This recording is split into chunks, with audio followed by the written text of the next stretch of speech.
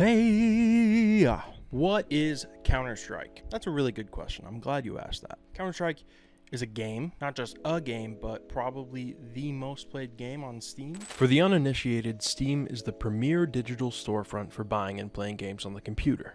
Counter-Strike is also an amazingly profitable game, raking in more than $2 million per day. On top of that, Counter-Strike is over 25 years old and is fundamentally the same game today as it was back in 1999. Why do people still love this game? Let's talk about it. In the 90s, this guy named Gabe works at Microsoft and he says, I don't like this, I want to go make video games. So he leaves. He makes a company named Valve, and then they make this cute little game called Half-Life. Half-Life is one of the most influential first-person shooter games ever.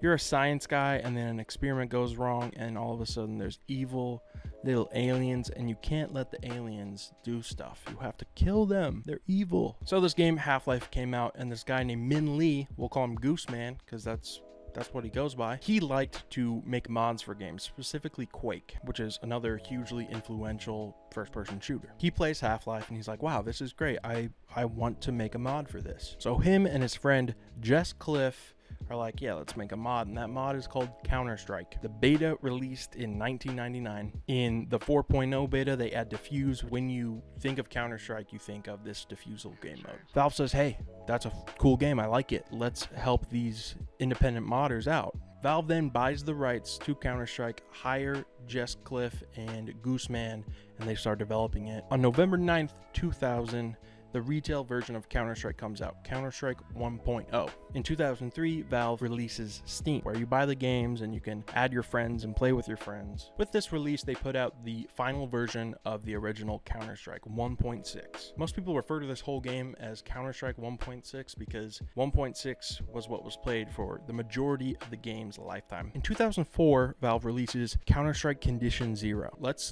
take a look at this game that came out officially in 2000 and this game that came out in 2004.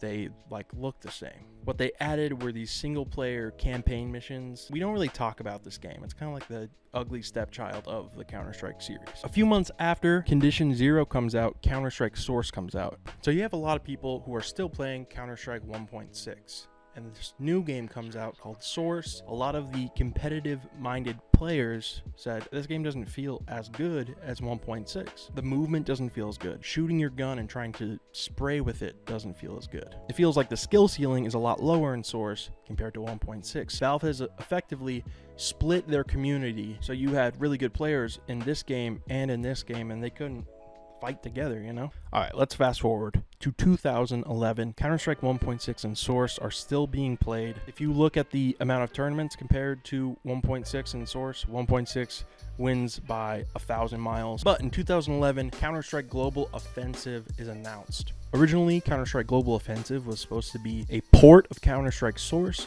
to the Xbox 360 and PS3. So in 2012, the beta for CSGO on the computer comes out. Kind of sucks. Doesn't feel good. There's fog everywhere on all the maps, so you can't really see that well. This feels like an even bigger downgrade than 1.6 to Source. The game officially released, and a lot of the players from Counter-Strike 1.6 and Source all went to play this new game. So it was a way to bring the community back together. And this game blew up. The thing that blew it up were all these skins. You could buy a crate and buy a key to open it, and that cost $3, and then you could either get something that cost 3 cents or $40,000. No way! No! No! No! Raid! No way! Valve didn't control the prices of the skins themselves, just the key. It's this market that's controlled by the community, and supply and demand, it is crazy. This game is now free. Those cases that people spend $3 or more to open, that is how Valve makes $40 million a month.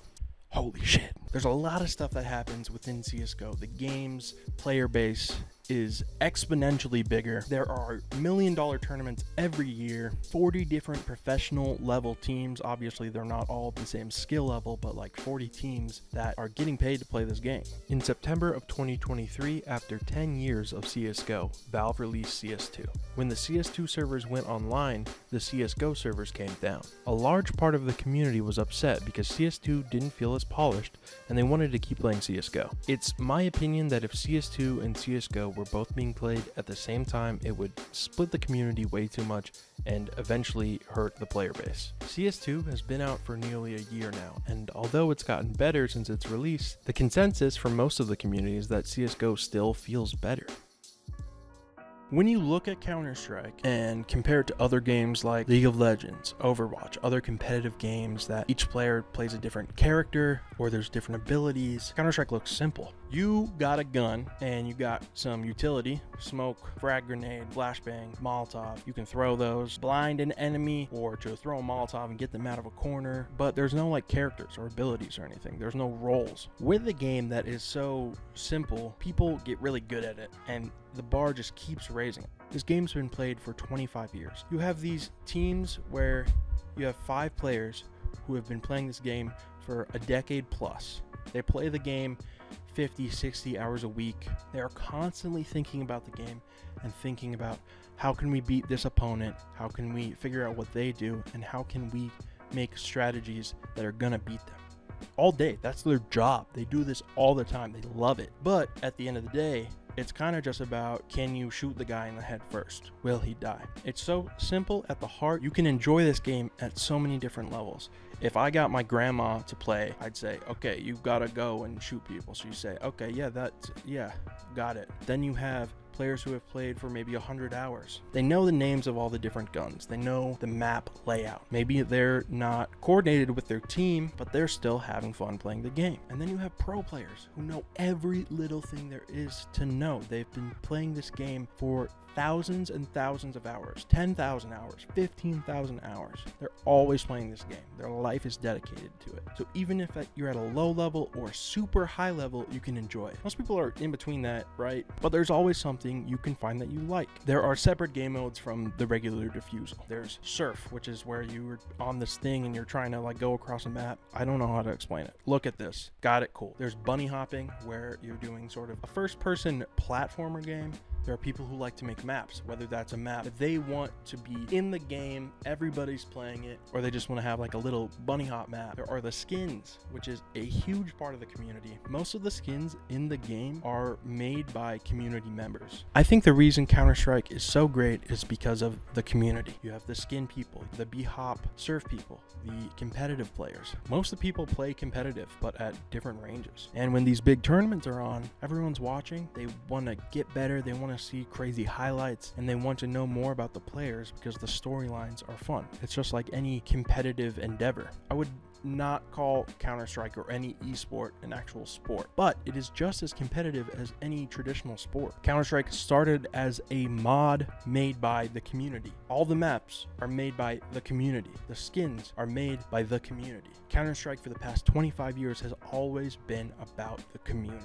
That's what Counter-Strike is. It is community. I love it. It's more than just a video game to me, and it's more than a video game to a lot of people for a lot of different reasons. If you've never heard of Counter-Strike, never played it, or just haven't really given it a good chance, you should try.